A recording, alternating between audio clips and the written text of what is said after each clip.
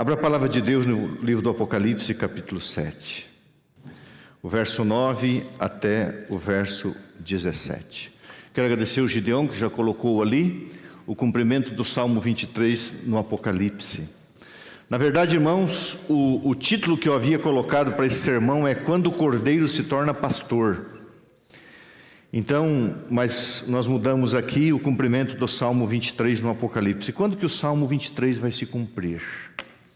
O salmo mais amado, mais querido da Bíblia, mas ainda não temos a totalidade do seu cumprimento. Ainda os pastos não são tão verdejantes, ainda as águas não nos refrescam totalmente, ainda passamos pelo vale da sombra e da morte, mas nós vamos ver no final que em breve esse salmo terá um cumprimento final. Oremos a Deus. Nosso Deus e Pai, chegou o momento de proclamar a palavra do Senhor, palavra inspirada pelo Espírito Santo, incapaz de ser transmitida por um ser humano a ponto de transformar, se não for pelo mesmo Espírito. E nesse momento, Senhor, eu tremo e temo diante da palavra do Senhor e clamo para que o Espírito Santo seja o pregador. O que nós falamos é interpretado de uma forma diferente de acordo com a necessidade das pessoas. Então nem sempre o que as pessoas ouvem, seja aqui presencialmente ou através do YouTube ou do Facebook da igreja, nem sempre é aquilo que o Senhor quer falar. Portanto, eu peço que além de o Senhor pregar, o Senhor possa aplicar as necessidades e interpretar as palavras de acordo com o teu querer para abençoar os teus filhos. Portanto, desce sobre nós e prega em nome de Jesus. Amém. Antes de ler o texto da Bíblia, uma pergunta. Por que Deus revela o futuro? Por que Deus revela o que vai acontecer com os salvos? Nós vamos ler aqui a visão dos glorificados. E por que Deus já antecipa o que vai acontecer com o ímpio, aquele que escolhe não se salvar? Porque isso, para mim, irmãos, é a maior demonstração da revelação de Deus ao revelar o futuro. E nós vamos ver que o futuro do povo de Deus, desde a entrada do pecado no mundo, sempre esteve baseado numa pessoa: Jesus Cristo, o Cordeiro de Deus. No Novo Testamento, a palavra Cordeiro, quando se refere a Jesus, aparece 33 vezes. 2 vezes aparece no Evangelho de João, onde João diz: eis o Cordeiro de Deus que tira o pecado do mundo. E o apóstolo Paulo, em 1 Coríntios, aponta Jesus Cristo dizendo que ele é o Cordeiro Pascal, simbolizado pelo que aconteceu no período da Páscoa, a saída de Israel do Egito. Você sabe que a palavra Páscoa significa passar por cima, poupar. Então, quando o anjo destruidor vinha para matar os primogênitos dos ímpios, ele via o sangue nas ombreiras das portas e ele passava por cima, ele pechar, ele poupava. A palavra Páscoa significa poupar, passar por cima quando o sangue era aplicado. Apocalipse 7, verso 9, uma visão dos glorificados. Faz parte do plano de Deus, em seu grande amor, fazer uma revelação do que vai acontecer com você e comigo, e daqueles também que não quererão herdar a vida celestial. Depois destas coisas, o verso 9 de Apocalipse 7 diz: vi, e eis uma grande multidão que ninguém podia enumerar, de todas as nações, tribos, povos e línguas, em pé diante do trono e diante do Cordeiro, vestidos de vestiduras brancas com palmas nas mãos. Os glorificados clamavam em grande voz, dizendo: ao nosso Deus que se assenta no trono e ao Cordeiro pertence a salvação. Todos os anjos em pé, rodeando o trono, os anciãos e os 4 seres viventes diante do trono se prostraram sobre o rosto e adoraram a Deus, dizendo: amém. o louvor e a glória e a sabedoria e as ações de graças, a honra e o poder e a força sejam ao nosso Deus pelos séculos dos séculos. Amém. Isso aqui é um momento de glorificação do nome e da pessoa de Deus e da pessoa do Cordeiro. Um dos anciãos tomou a palavra. Você sabe que os 24 anciãos de Apocalipse são 24 seres humanos literais que foram levados para nos representar ali diante de Deus no momento das decisões que são tomadas. Um dos anciãos, um dos seres humanos que estavam ali nesse momento de glorificação do nome de Deus, perguntou: e estes? Estes da grande multidão, que se vestem de vestiduras brancas, quem são? E de onde vieram? Respondi-lhe: meu Senhor, tu o sabes. Então ele me disse: são estes os que vêm da grande tribulação, do grande conflito. Lavaram suas vestiduras e as alvejaram no sangue do Cordeiro. Razão porque se acham diante do trono de Deus e o servem de dia e de noite no seu santuário. E aquele que se assenta no trono estenderá sobre eles a sua morada, Esquenu, a sua tenda, o seu tabernáculo. E aí vem o cumprimento do Salmo 23, jamais terão fome, nunca mais terão sede, não cairá sobre eles o ardor do sol, o calor do sol, o ardor algum, pois o Cordeiro que se encontra no meio do trono se torna pastor, e os apacentará, e os guiará para as fontes da água da vida, e Deus lhes enxugará dos olhos, e a palavra grega ali é cada lágrima. Cada lágrima. Desde a entrada do pecado em nosso mundo, o problema do ser humano sempre foi a independência de Deus, usando suas vestes que representam suas escolhas, que se refletem em seu caráter e em seu comportamento. Das 33 vezes que aparece a palavra Cordeiro no Novo Testamento, 2 vezes são citadas em João, pelo apóstolo, e 1 vez em Paulo. E 30 vezes a palavra Cordeiro aparece no Apocalipse. E nós vamos ver que no Apocalipse, o Cordeiro de Deus, eu vou citar as 33 vezes, sem você precisar ler, para ser dinâmico. No momento, o Cordeiro de Deus, ele se torna um pastor. E o salmo que tanto amamos se cumprirá. E a bondade e a misericórdia nos seguirão todos os dias da eternidade, e nós habitaremos na casa do Senhor para todo o sempre. Essa é a razão de vivermos como cristãos. Irmãos, agora, nós vamos ver aqui nesse texto de Apocalipse que nós lemos 2 coisas. A representação do caráter de Jesus Cristo, o Cordeiro de Deus, mas também a representação das vestes que nós temos que ter, o nosso caráter. E sempre depois do pecado, o ser humano tentou viver a sua vida do jeito que ele quis, entendendo que ele deveria fazer as suas próprias escolhas e decisões. Logicamente, nós somos o arquiteto do nosso destino. Mas toda vez, irmãos, que o homem teimou ir contra a vontade de Deus, ele sempre se feriu, sempre se machucou, sempre. Adão logo escolheu as vestes da fuga de Deus. Caim logo escolheu as vestes da rebelião e da ingratidão. Nabucodonosor escolheu as vestes da arrogância. Davi, se você estudar, irmãos, a vida de Davi, o homem que foi segundo o coração de Deus, mas Davi tinha um grave problema na sua vida. Davi tinha as vestes dos pecados repetitivos, era uma ovelha errante. Salomão escolheu as vestes da idolatria e do paganismo. Manassés escolheu as vestes dos sacrifícios satânicos, queimou seus filhos, era um adorador do sol, da lua, das estrelas, dos astros. Sansão escolheu as vestes da sensualidade. Saulo escolheu as vestes do sentimento de ódio e violência contra os primeiros cristãos. Pedro escolheu as vestes da autossuficiência. Maria de Magdala escolheu as vestes da prostituição. Porém, todos os homens, eu só citei alguns, todos os homens e mulheres que vestiram as suas próprias vestes. Chegaram no momento em que perceberam que precisavam de novas vestes, as vestes de Cristo, e permitiram uma nova vestimenta, e foram salvos e resgatados pelo sangue do Cordeiro.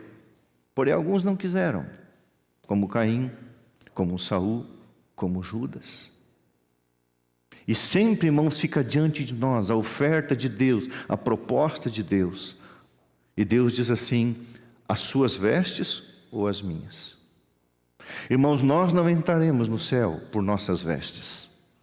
As vestes simbolizam as nossas escolhas, decisões, o nosso caráter. E você está cansado de ouvir, desde quando você se tornou cristão, que a única coisa que nos levará para o céu, ou a única coisa que levaremos para o céu, é o nosso caráter, um caráter transformado. Vestes trocadas, salvos. Vestes pessoais, perdidos. Então, por que Deus já nos concede uma visão dos salvos, dos glorificados? Ele nos mostra o caminho e a verdade necessários para a entrada no reino da graça aqui e no reino da glória que se aproxima. Deus concede uma visão do reino da glória para nos encorajar. Irmãos, Deus é amor e Deus já nos mostra o caminho, a verdade e a vida, dizendo: filho, este é o caminho, andai por ele. É um caminho estreito, é apertado, é renúncia, é abnegação, mas esse é o único caminho. E Deus já mostra o resultado final da estrada. E você sabe aonde você já vai passar a eternidade: eternamente salvo ou eternamente perdido. Por que Deus faz isso, irmãos? Porque como um pai que avisa o filho o que vai acontecer mediante as suas escolhas. O que acontece com os remidos e também o que acontecerá com os perdidos. Deus nos mostra o destino onde nós iremos chegar e o poder que nos dá para escolher vida eterna ou também a liberdade para escolher a morte eterna. Deixa eu fazer uma pergunta bem solene para você. Hoje é dia 7 de maio de 2022. Vamos supor que durante a pandemia você tivesse morrido. Ou antes disso. E você tivesse tido a oportunidade que teve de conhecer Jesus e o Evangelho. Você estaria entre os salvos ou entre os perdidos? Você teria sido sepultado como uma pessoa selada para a vida eterna, uma pessoa selada para a morte eterna? São perguntas que nós devemos fazer. Se eu hoje estivesse morto, por mais que as homenagens e as honrarias, porque toda vez que uma pessoa morre, passa a ser um santo, né? Eu vou repetir uma história que eu já contei no YouTube aí. Uma vez me convidaram para fazer uma parte da cerimônia de um ateu. Era um ateu muito famoso. O homem era bom. Ele foi um diplomata, escritor, pintor. Criou na grande cidade da qual ele morava o Lions Club, foi o diretor. Exerceu uma grande influência no governo estadual. Era um político, um ativista. Todavia não acreditava em Deus. Um belo ser humano do ponto de vista intelectual, acadêmico, artista, orador, famoso, conhecido, querido. Amigo pessoal do governador e do prefeito, mas no dia da morte o prefeito e o governador não estavam lá. Mas então me convidaram para falar e eu falei: olha, eu só falo se for no final. Vai estar o senhor e um sacerdote romano. Eu falei: eu só falo se for no final. Então vieram representantes do governo estadual, do governo municipal, autoridades, e deram algumas falas ali. E todo mundo ia atrás do caixão, era um ambiente assim muito bonito, chamado o Crematorium Vaticanum. Então, no final, chuva de pétalas, revoada de 100 pombos brancos, um negócio assim maravilhoso. A música do Roberto Carlos, era um show. E todo mundo ia para trás do caixão, um auditório um pouquinho maior que esse aqui. E falava: esse homem foi isso, esse homem foi aquilo, esse homem foi isso, e foi, e só foi. Aí o sacerdote romano falou, também atrás do caixão: Mas era um ateu, confesso, um homem perdido. E eu fui para frente do caixão, falar para os vivos, porque não adianta falar do morto. Aí eu preguei sobre a volta de Jesus e o nosso destino eterno. E não fiz nenhuma referência àquele homem, pelo histórico dele. E eu percebi que algumas pessoas ficaram desconfortáveis. Eu preguei um sermão assim bem duro, forte e firme, perguntando: se você estivesse aqui, porque eu estava na frente do caixão, o teu nome estaria onde? Entre os salvos ou entre os perdidos? Porque não basta ter sido. Foi. E daí? Morreu, acabou? O importante é ter sido, faleceu, ressuscitar e continuar a história pela vida eterna. É isso que interessa, irmãos. Então não adianta você fazer uma revoada de pombos, não adianta você soltar música bonita, fazer uma coisa romântica, fazer um negócio, todo mundo se emociona. Daqui a pouco você ressuscita, está na segunda ressurreição, e daí? Não adianta escrever uma frase bonita em cima da lápide. Isso não interessa para Deus. O único meio de salvação instituído após a queda foi através do sangue de outro. E eu gosto de um texto bíblico que diz assim, referindo-se ao Antigo Testamento, Paulo fala em Hebreus: se a fé, se a confiança no sangue de um bode, de um boi, de um novilho, aspergidos sobre o altar, os perdoava, os purificava e os salvava, se eu confiava no sangue de outro animal, quanto mais o sangue de Jesus Cristo purificará a nossa consciência e transformará o nosso coração de obras mortas para servirmos o Deus vivo. Então nós temos que viver cada dia como salvos, para morrermos, se morrermos, como salvos. E eu gosto de repetir muito essa frase de Paulo: quer vivamos ou morramos, somos do Senhor.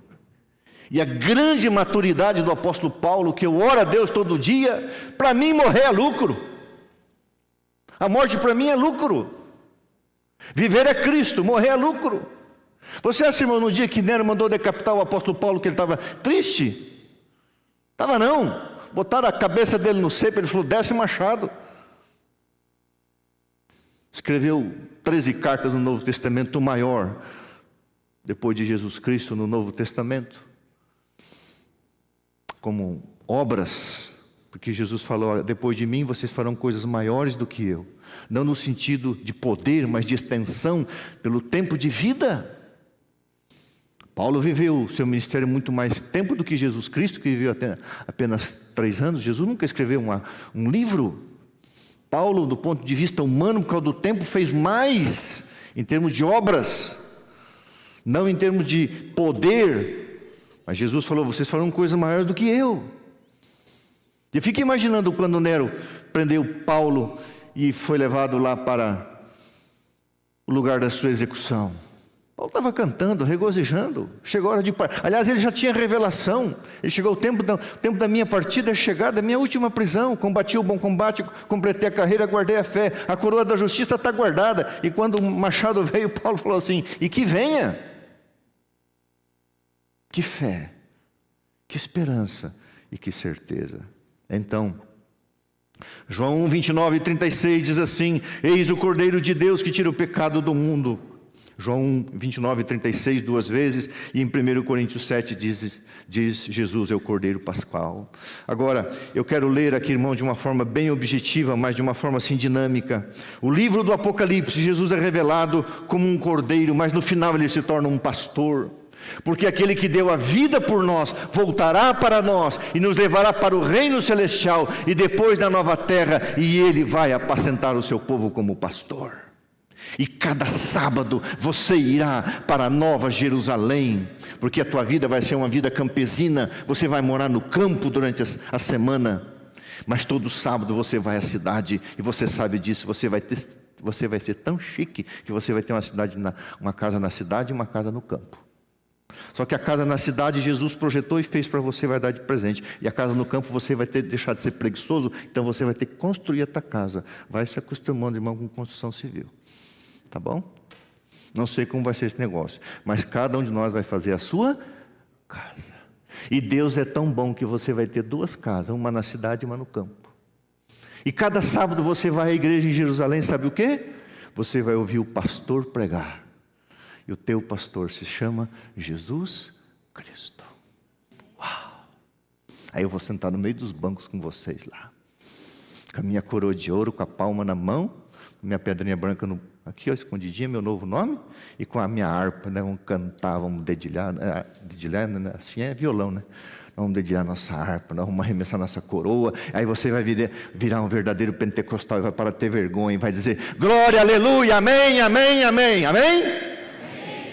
A Bíblia fala tanto amém. Sabe o que significa a palavra amém? Não, também. Valeu, Nina, assim seja. A palavra amém, irmãos, se você for estudar bem profundamente, a palavra amém significa eu quero isso para mim. É mais do que assim seja, é mais do que assim se faça. No original hebraico é eu quero isso para mim. Por isso que uma vez estando em Israel, eu vi um sacerdote proferindo uma bênção, e alguns judeus estavam assim, e depois da bênção sacerdotal eles fecham as mãos e recolhem e falam amém. É como se eles dizendo eu quero, eles tomam posse da bênção, é uma atitude, né? E fazem assim, eu quero isso para mim. E a Bíblia fala muitas vezes no Apocalipse que nós somos muito fracos na fé. Se o pastor pregar meio entusiasmado é pentecostalista, é meio pentecostal. Tem que ser pentecostal, irmão. Tem que ter alegria. E lá no céu você vai virar um verdadeiro pentecostal. E você não vai ter vergonha de dizer glória, aleluia, amém. Glória, aleluia, amém. Glória, aleluia, amém. É assim que vai ser. Eu lembro uma vez, primeira vez que fui para os Estados Unidos no ano 2000. Fomos de 11 pastores, fomos numa igreja de adventistas de pretos. Não pode falar negro, né? Agora, essa bobagem aí, porque negro não é cor, tem que falar preto, né? Então é uma igreja de pretos, uma igreja de irmãos nossos negros. E chegou lá 11 branquelos. A gente fica até feio no meio deles, né? Entrou aqueles 11 branquelos, aí sentamos na primeira fileira, o pastor levantou para pregar com uma toalha. Irmãos, o pastor dava uns pulos no púlpito. E o pastor tinha uma roupa bonita, parecia uma beca batismal, uma roupa diferente, pastor adventista. Mas aquele pastor pregava com entusiasmo, com alegria, e tinha uma irmã atrás de mim, uma senhora, e assim, tudo gente assim, um carrão bonito, uma igreja bonita, o negócio era chique lá. Mas só da cor deles, porque os brancos não podiam entrar lá, nós fomos visitar, então fomos bem recebidos. Não é que não podia entrar, lá e tem esse negócio de igreja de preto, igreja de branco, uma bobagem.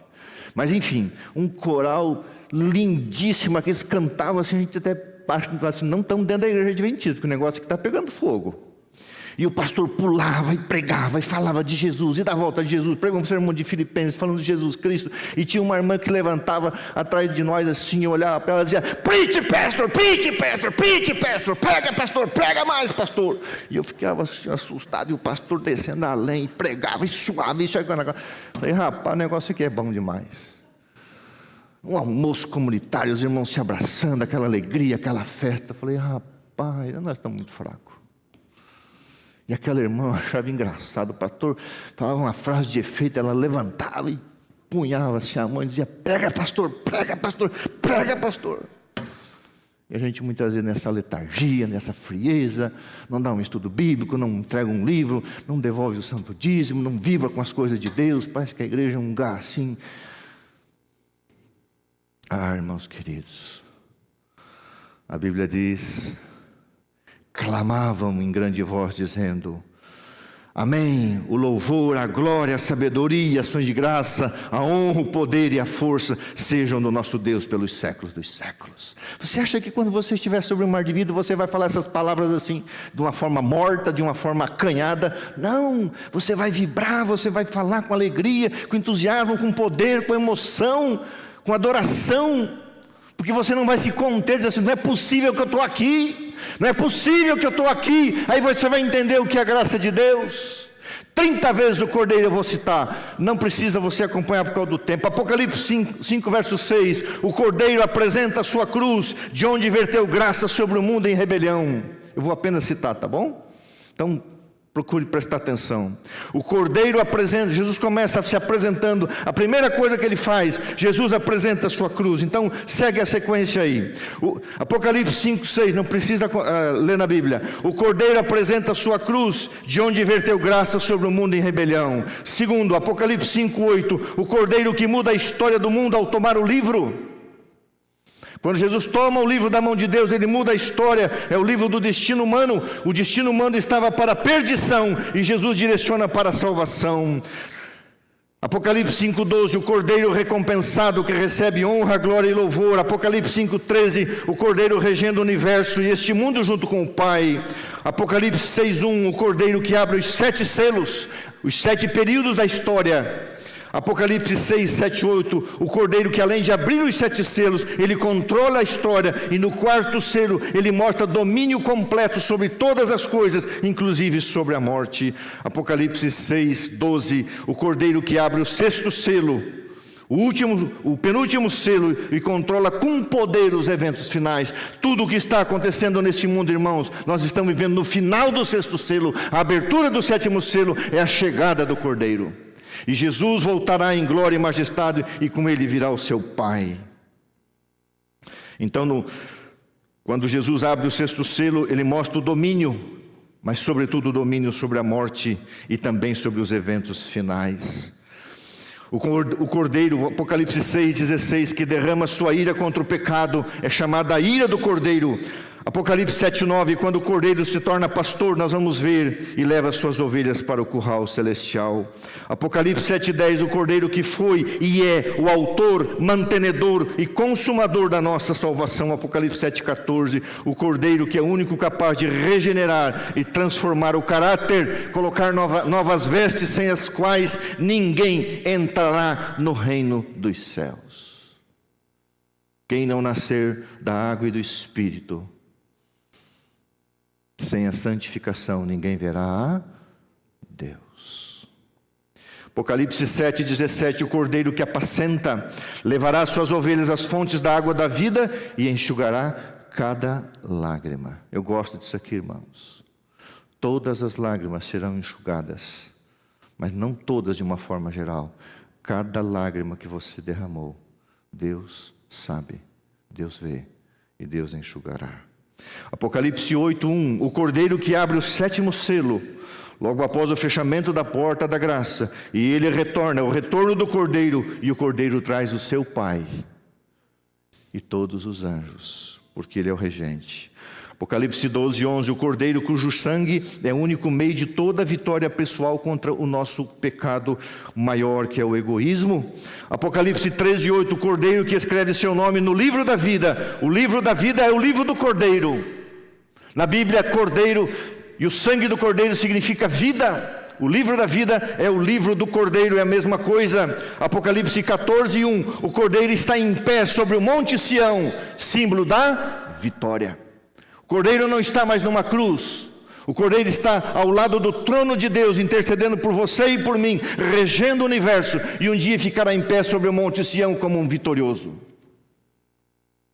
Apocalipse 14, 14 tem duas partes que falam sobre o Cordeiro. A primeira parte diz que o Cordeiro que andará para sempre com suas ovelhas na eternidade.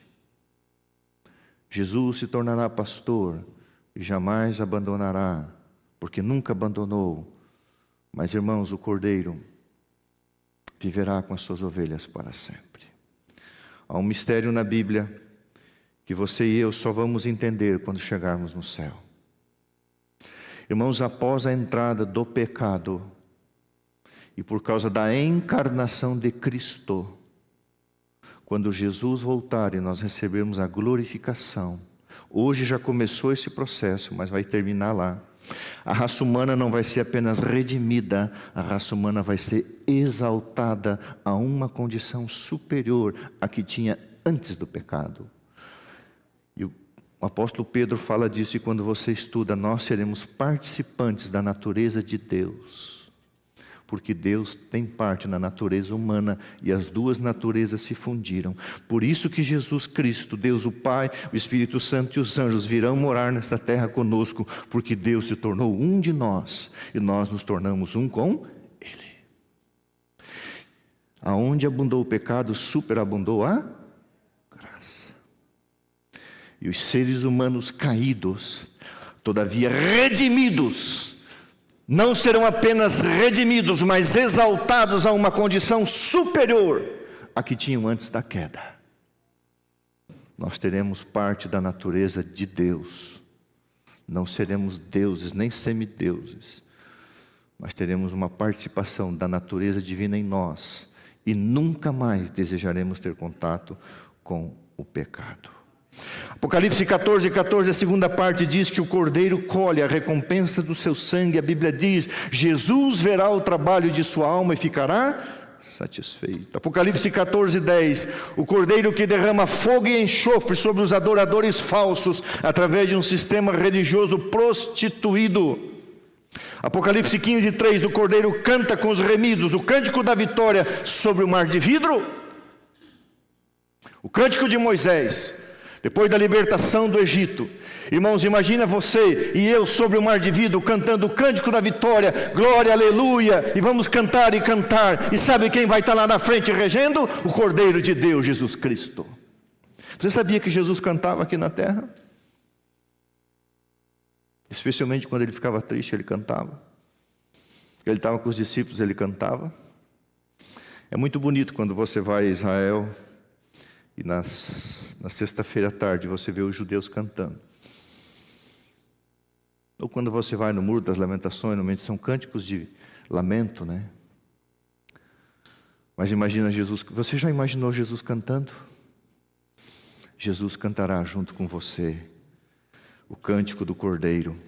O Cordeiro que entra, Apocalipse 17:14, o Cordeiro que entra na última batalha. Apocalipse 17:14, a segunda parte, o Cordeiro que enfrentará Satanás e seus aliados e os vencerá. Apocalipse 19, o Cordeiro que anuncia a festa da vitória. Apocalipse 19:9, o Cordeiro que chama os remidos para participarem com ele da festa da vitória. E Apocalipse 21:9, o Cordeiro que apresenta a noiva, agora como esposa. Irmãos, no Apocalipse há uma fluidez de símbolo. A Bíblia apresenta a igreja como a noiva de Cristo, mas apresenta Jerusalém também como noiva de Cristo, a igreja como esposa, Jerusalém, a nova Jerusalém como esposa. Como é que é esse negócio? Quando a igreja de Deus estiver dentro da nova Jerusalém, existe o casamento, então a noiva se torna esposa. Você entendeu? Jerusalém é noiva, a igreja é noiva, ambas são esposa, mas o casamento se dá quando a noiva entra dentro da cidade celestial. E então existe o quê? A ceia das bodas ou seja, existe uma festa de casamento.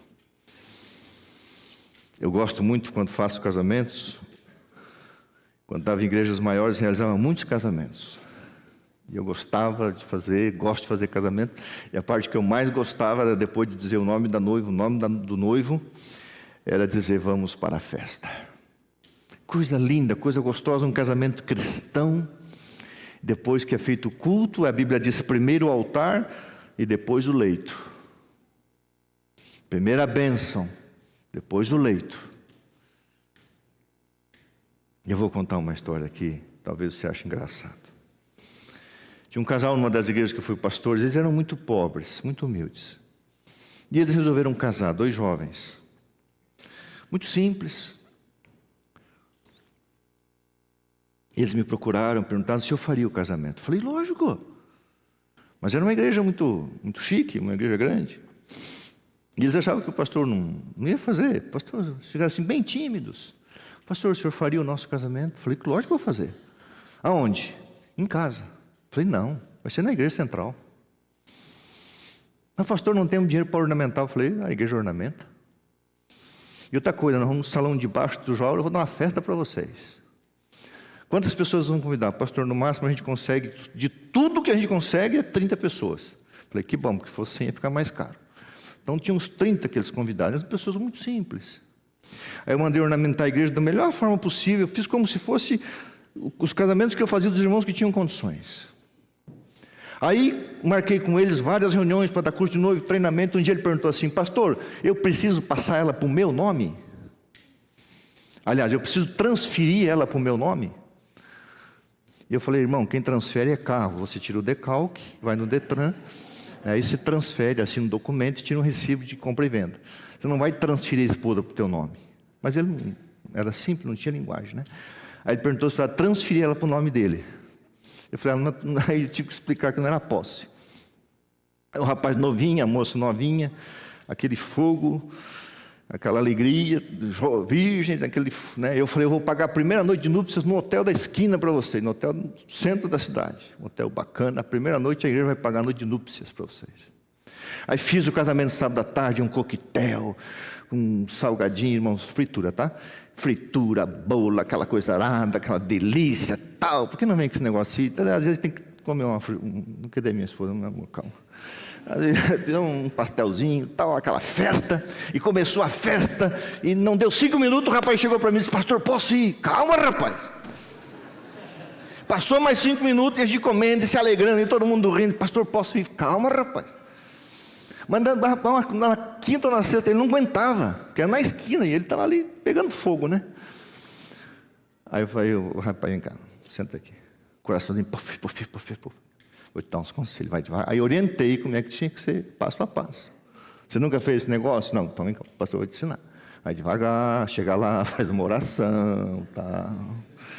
Conversa, tal, não vai chegar lá e... Calma, orienta. Mas eu ria tanto, irmão, tanto.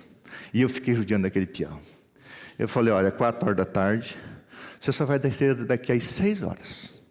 Baixa a temperatura, calma, e não vem mais me perguntar. Quando der 6 horas, você está liberado. E se você estiver ansioso, eu vou acompanhar até a porta do quarto. Ai, judiei, coitado. Estava muito ansioso. Agora você imagina, irmãos, a festa das bodas do Cordeiro. A tua alegria, a tua ansiedade. Se você quiser assistir um sermão meu, sabe quem vai ser o garçom? Todos nós estaremos sentados numa festa. E a Bíblia diz em São Lucas, numa das parábolas, que Jesus será o servo. Você já imaginou Jesus passando de mesa em mesa com uma taça servindo você? Jesus será o garçom. Aquele que morreu por você, que vive por você, que intercede por você, que voltará por você. A Bíblia diz que na festa das bodas do Cordeiro, você se assentará e Ele vai te servir. Que amor é esse?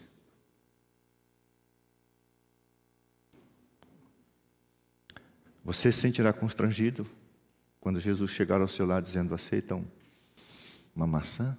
Aceita uma melancia, um pedaço de melancia? Aceita. A Bíblia diz que Ele será o servo e Ele servirá a sua igreja nas bodas do Cordeiro. Jesus será o garçom.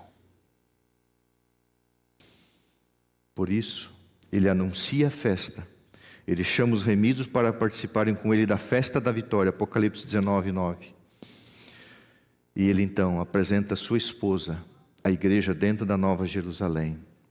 E a Bíblia diz que o Cordeiro, Apocalipse 21:14, honrará seus 12 apóstolos que sustentaram os fundamentos bíblicos da verdade no primeiro período da igreja cristã, aqueles que deram a vida pela cidade. Haverá 12 colunas. E o nome gravado, isso é literal. Existe literalidade e simbolismo no Apocalipse, isso é literal. Haverá 12 colunas com o nome dos 12 apóstolos. Eu nunca sonhei, eu não sei se você já sonhou, em ter alguma rua com o seu nome. Eu nunca sonhei com isso. Aliás, você já sonhou em receber um título de cidadão honorário de uma cidade? Algum tempo atrás, não muito tempo atrás, numa região que alcançava mais de 150 mil pessoas, foi-me solicitada a possibilidade, porque nós ganhamos um canal, através do ministro das comunicações daquele período, através da influência de um irmão, nós ganhamos um canal para uma cidade, para colocar a TV Novo Tempo, que alcançaria um raio de várias cidades com 150 mil habitantes. E eu então recebi uma oferta de uma pessoa, corri atrás de mais recursos, gastamos quase 70 mil reais e colocamos uma bela antena e irradiou por toda aquela região. E esse irmão, muito querido, conseguiu, na Câmara dos Vereadores, um título de cidadão honorário para para mim. E ele então marcou uma sessão para eu receber o título de cidadão honorário da cidade X. Até hoje eu não fui. Primeiro, porque eu não fui, porque a honra e a glória devem ser dadas a Deus. Segundo, não fui eu que arrumei os recursos. E então eu pedi que fizesse uma homenagem àquela senhorinha que está viva até hoje. Ela tem um brechó e ela vende roupa usada, ela vende um monte de coisa usada, ela vende mel, ela vende própolis, ela vende aquele negócio que sai da abelha, como é que é? Geleia real. Irmãos, ela juntava naquele período em torno de 20 mil reais por ano. Sabe o que ela fazia? Ela entregava tudo para a pregação do Evangelho. Ela ria e dizia assim para mim e para a Mília: olha aqui as minhas galochas. Os croque que fala aquele negócio feio, né? Croque, a mesma roupa, a mesma... Anos que eu fui pastor ali, anos que eu vi aquela irmã, a mesma roupa. Ela assim: eu estou velha, eu não preciso de trocar roupa, eu não preciso trocar calçado, eu não preciso. Então todo o dinheiro que eu ganhei para pregar o Evangelho, ela plantou, a gente fala plantar, né? Ela colocou não sei quantas antenas. Ela pegava o dinheiro e mandava colocar antena aqui na África, em várias cidades. Hoje você vai na casa dela, mora numa casa simples, não tem alguns dentes na boca. Os filhos são médicos, têm dinheiro, mas ela não gasta dinheiro com ela gasta dinheiro com as coisas de Deus. E o irmão disse: pastor, vem aqui para o senhor receber o título de cidadão honorário. E eu dizia para ele: irmão, eu não quero o título de cidadão honorário de cidade nenhuma, eu quero o título da cidade de Jerusalém Celestial, esse eu quero. Aí uma vez me chamaram para ir numa reunião, né, porque eu era um dos secretários de uma associação, porque um pastor nosso ia receber, e tinha que estar todo mundo lá para homenagear, porque o pastor ia receber o título de cidadão honorário da cidade de São Paulo. Bonito, não sou contra, tudo bem, mas que a tua ambição seja ser título, ser cidadão, não por honra, porque cidadão honorário é uma honra concedida. Nós seremos cidadãos não honorários, seremos cidadãos pela graça de Jesus da Jerusalém Celestial. E Ele vai nos entregar, a Bíblia diz esse título.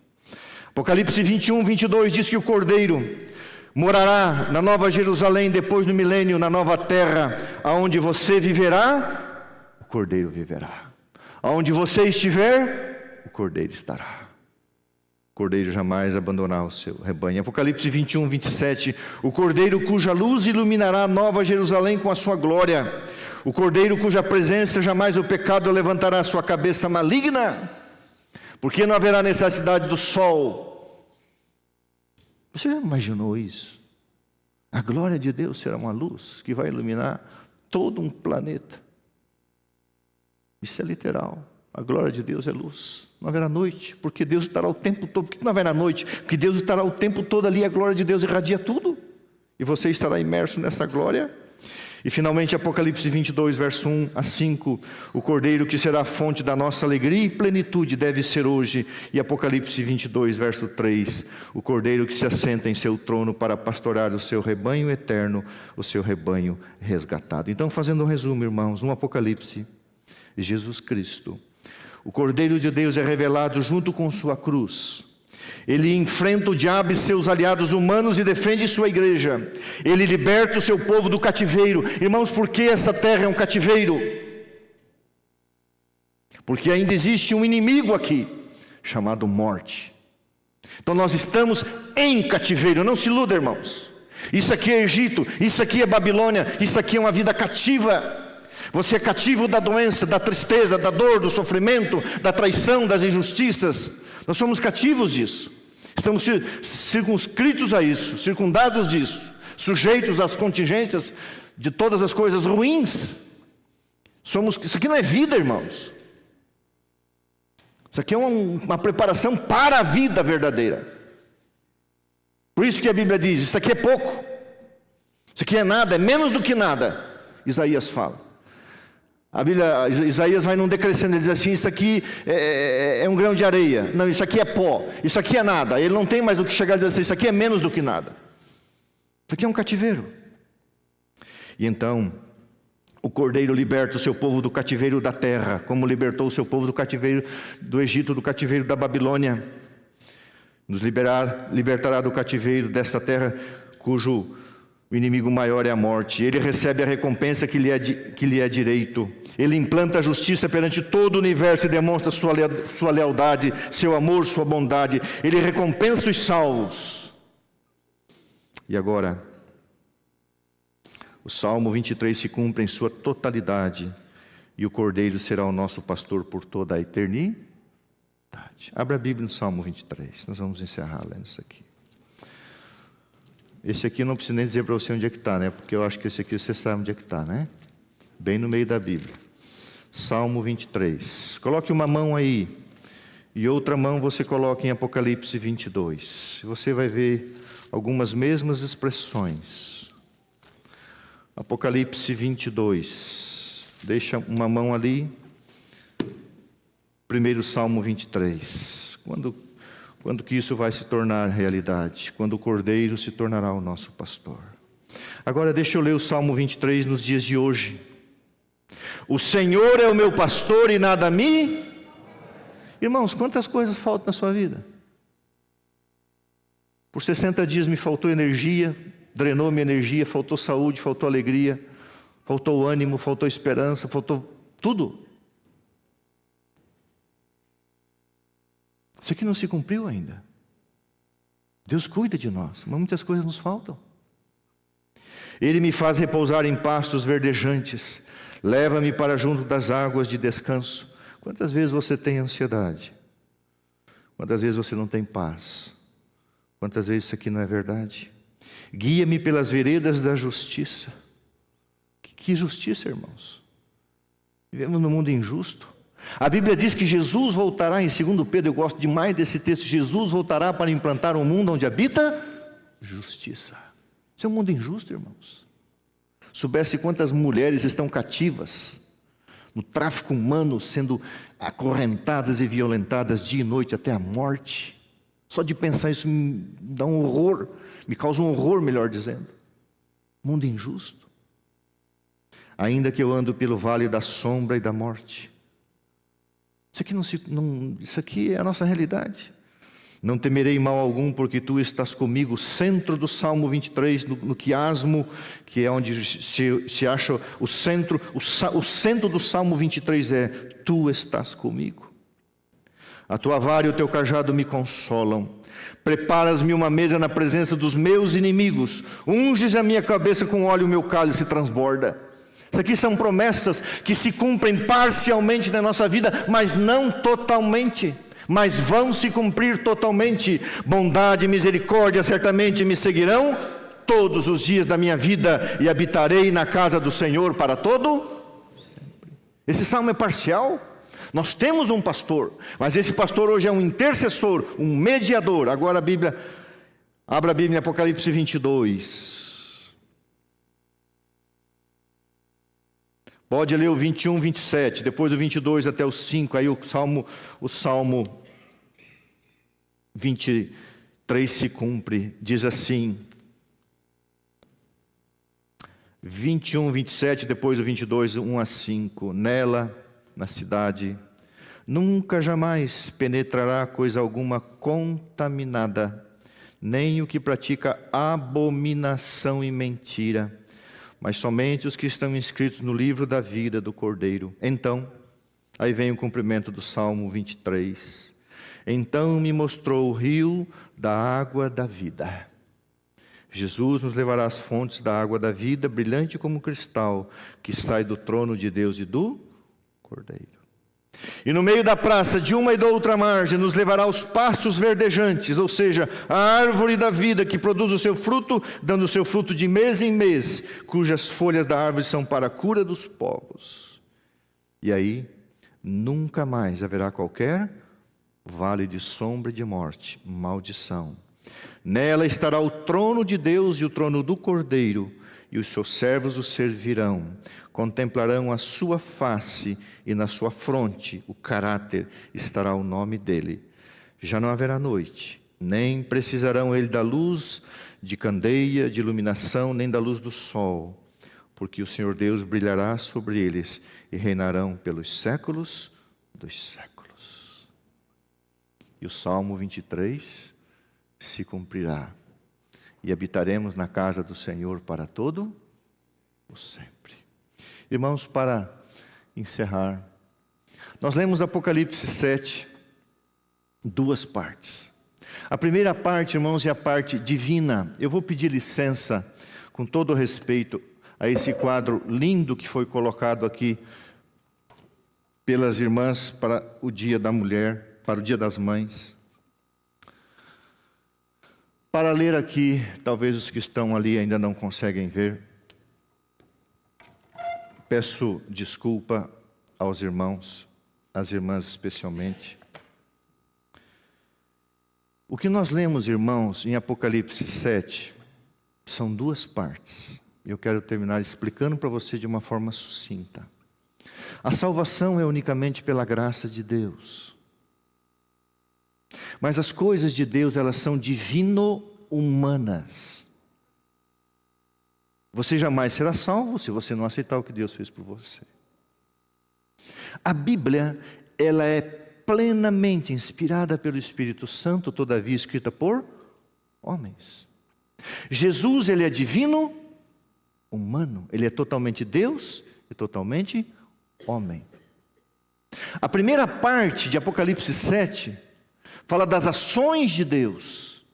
E a segunda parte da necessidade que nós temos de permitir que Deus realize uma obra de transformação. Porque senão o Salmo 23 não vai se cumprir na nossa vida. 30 vezes o Cordeiro conta toda a sua história. E você pode pegar, chegar em casa, abrir lá, Concordância Bíblica Online, pregar a palavra Cordeiro, está aqui 30 vezes no Apocalipse. E finalmente ele se torna um pastor. E ele cuidará do seu rebanho por toda a eternidade. E a morada do pastor é junto com as ovelhas. Então, Apocalipse 7 a 9, irmãos. Jesus e a oferta das vestes celestiais. Então, presta bem atenção. Caráter, né? Este vestido fiado nos teares do céu não tem um fio de origem humana. Graça. Em sua humanidade, Cristo formou o caráter perfeito e oferece-nos esse caráter. Todas as nossas justiças em termos de salvação são como trapos de imundícia, Apocalipse 64, 6. Tudo o que podemos fazer de nós mesmos está contaminado pelo pecado, mas o Filho de Deus se manifestou para tirar os nossos pecados e nele não há pecado. Por sua obediência perfeita, tornou possível a todo homem obedecer aos mandamentos de Deus. Parte humana. Ao nos sujeitarmos a Cristo, nosso coração se une ao seu, divino humano. Nossa vontade emerge em sua vontade, divino humana. Nosso espírito torna um com o seu, divino humano. Nossos pensamentos serão levados cativos a ele, divino humano. Viveremos sua vida. Nós viveremos a sua vida.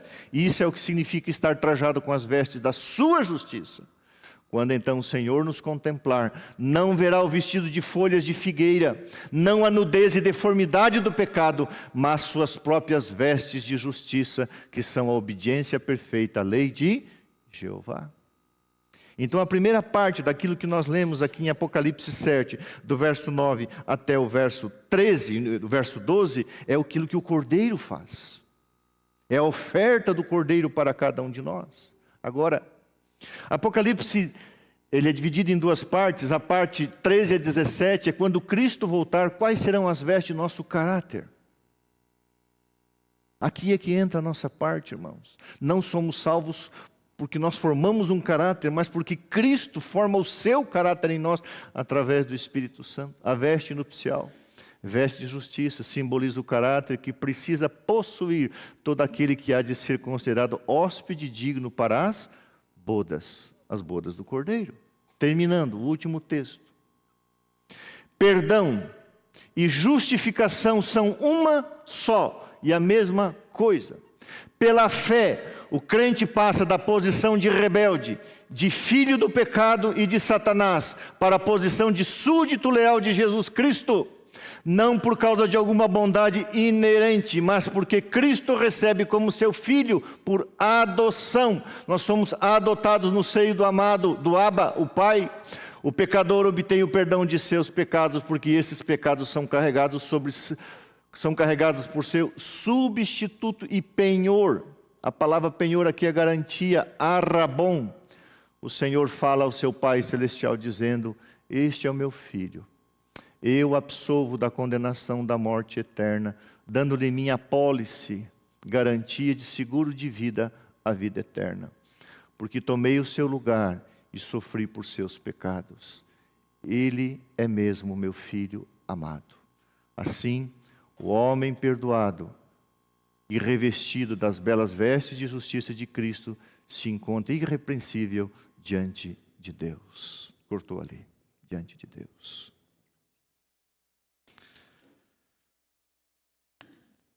O que é a nossa vida aqui? Uma estrada, um pequeno livro que eu escrevi, que já esgotou no passado. Uma estrada de mão única. Nascemos e caminhamos por uma estrada de mão única. E se nós permitirmos Jesus, com a sua vara e o seu cajado, Ele vai nos guiando para não se desviar nem para a direita e nem para a esquerda. E nós chegaremos no lugar chamado Portão do Céu. E quando nós chegarmos no Portão do Céu, Jesus, com a sua mão direita, a sua destra, a mão do favor, Jesus, Ele abre os portões do céu, com seus reluzentes gonzos. E Jesus manda os anjos, eu gosto muito de repetir isso, os anjos vão lá na tua casa. Jesus é chamado arquiteto e construtor. Como que Ele fez isso? Não sabemos. Mas Ele construiu a sua morada. Lá dentro da sua casa vai buscar o que é teu. Irmãos, por que o que nós temos aqui não é nosso? Porque isso aqui, aos olhos de Deus, é esmola. Isso aqui é esmola, Deus não dá esmola. E o próprio pastor nos conduzirá às fontes da água da vida, aos pastos verdejantes que é a árvore da vida. E a Bíblia diz que Ele apacentará, lembra Apocalipse? E Ele apacentará o seu povo. Quem apacenta é o pastor. E então Jesus deixa a posição de cordeiro e se torna pastor. E Ele cuidará de você e de mim por toda a eternidade. E você não terá nenhuma dificuldade em adorá-lo, adorá-lo, adorá-lo e servi-lo. E nós viveremos uma vida, Ellen White diz, a vida que se mede com a vida de Deus. Você entende isso? A vida que se mede com a vida de Deus. Deus tem uma eternidade passada. Deus nunca teve princípio. Deus sempre foi, Ele é. Nós teremos uma eternidade futura. Todavia, a vida que se mede com a vida de Deus dali para frente, ou seja, imortais. Eu não sei se você gosta dessa vida aqui, eu gosto. Apesar de todos os percalços, eu gosto de viver. Você imagina o dia que você for declarado imortal? O dia que a dor não bater mais à sua porta, as preocupações, as doenças, os boletos que vêm, não atrasa, tudo chega certinho. Eu pago um condomínio num lugar aí, rapaz, chega 20 dias antes. Mas para que manda 20 dias antes? Eu vou pagar no tempo certo. Eu já fico com raiva, eu já pago no dia. Mas chega 20 dias antes do pagamento, chega. Eu já pago no dia. Não atrasa. Não haverá mais boleto, preocupação, IPTU, IPVA. Você vai ter asa, não vai precisar pagar IPVA para as tuas asas.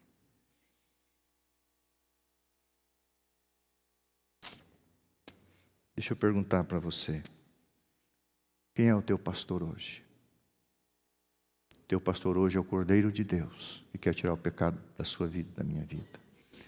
Esse Cordeiro fez tudo sem ter nada mais para fazer.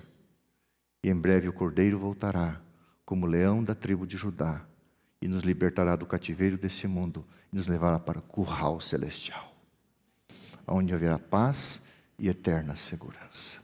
Nada do que passamos aqui importará se nós perdermos o céu. Mas também nada do que nós passamos aqui importará quando nós estivermos dentro da eternidade. Que Deus nos abençoe. Amém. Jorge, por favor.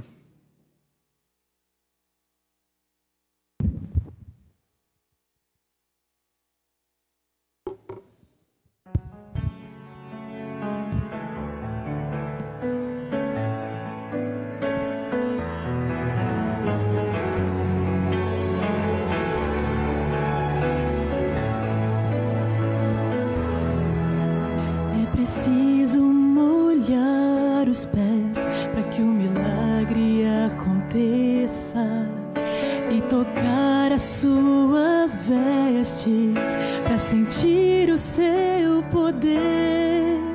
É preciso erguer bem alto um machado para que o sacrifício apareça e esperar por muitos anos até que a chuva desça. Para atravessar o mar, coloque o pé na água para chegar.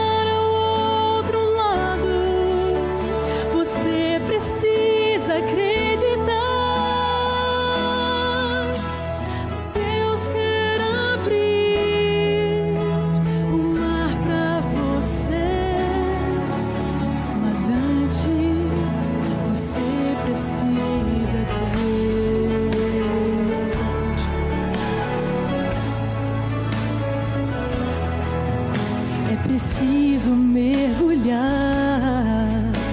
a 7ª vez e clamar mais alto que o mundo para então voltar a ver. É preciso crer na cruz para tornar-se um novo ser e esperar só mais um pouco até ver Jesus.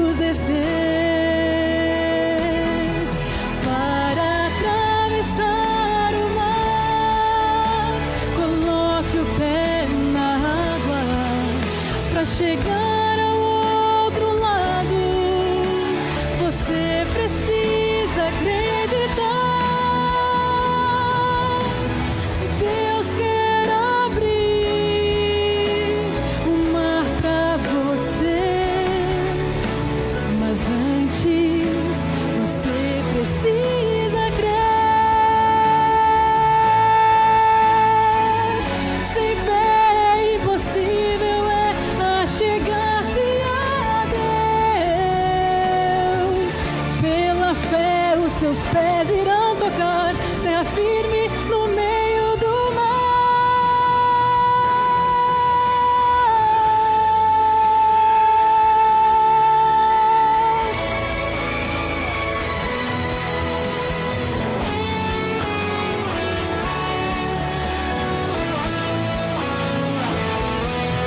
Para atravessar o mar, coloque o pé na água para chegar ao outro lado. Você precisa acreditar. Deus quer abrir o mar para você, mas antes você precisa crer.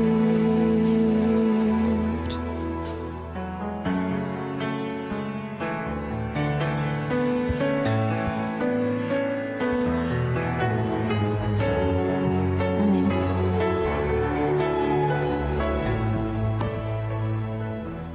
Vamos ficar em pé por oração?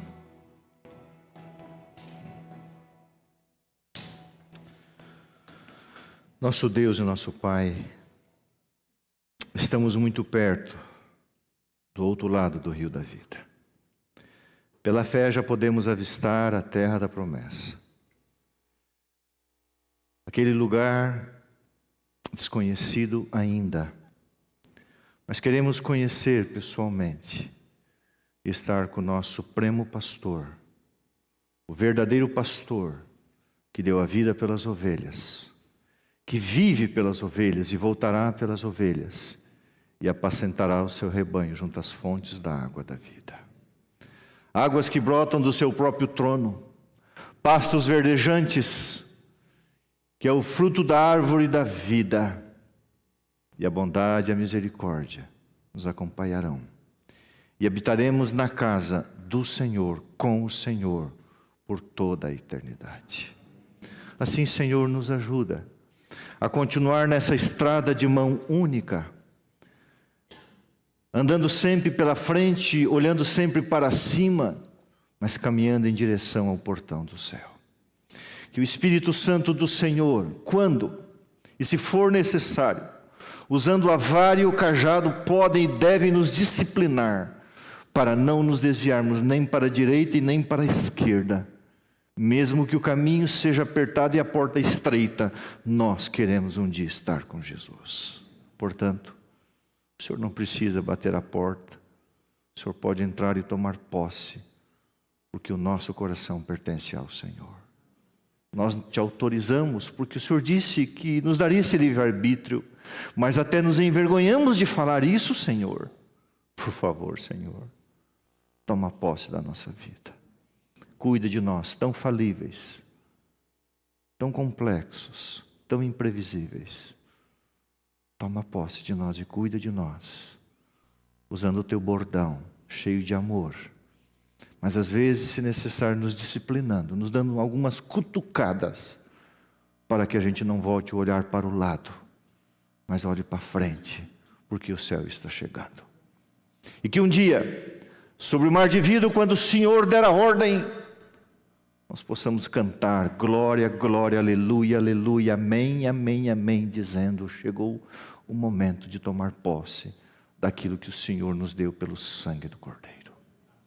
Obrigado, porque o livro do Apocalipse é recheado e é chamado o livro do Cordeiro de Deus, porque é onde Jesus mais é expresso no Novo Testamento como aquele que foi morto, mas como aquele que rege o universo com seu cetro de justiça, aquele que defende a sua igreja contra as hostes do maligno, e aquele que já venceu e destruirá os inimigos, sendo o maior deles a morte. Nos dê um restante de sábado abençoado e feliz na tua plenitude, que é a tua presença, em nome de Jesus. Amém.